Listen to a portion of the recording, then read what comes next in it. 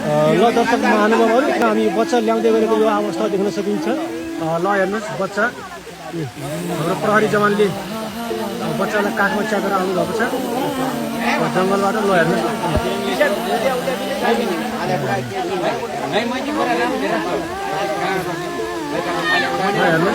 बच्चा सही सलामत बच्चा हामीले फेला पारेका छौँ। दर्शक महानुभावहरू हामीले एकदमै खुसीको कुरा, यो यत्रो ठुलो जङ्गलमा हामी एक्लै आउन त धेरै टाढाको कुरा हो। सानो बच्चालाई कसरी लिएर आयो त भन्ने अति धेरै नै जिज्ञासा र प्रश्नको कुराहरू छ। यतिखेर हेर्नुहोस् बच्चा यति सानो छ बच्चा।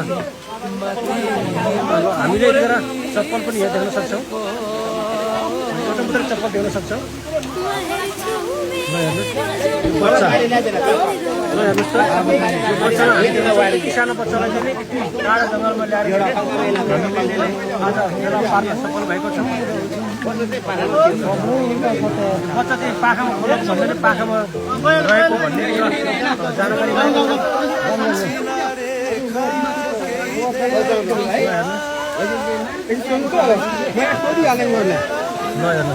ठ्याक्कै यो ठाउँलाई के भन्छ, यो ठाउँ भेटेको ठाउँलाई के भन्छ?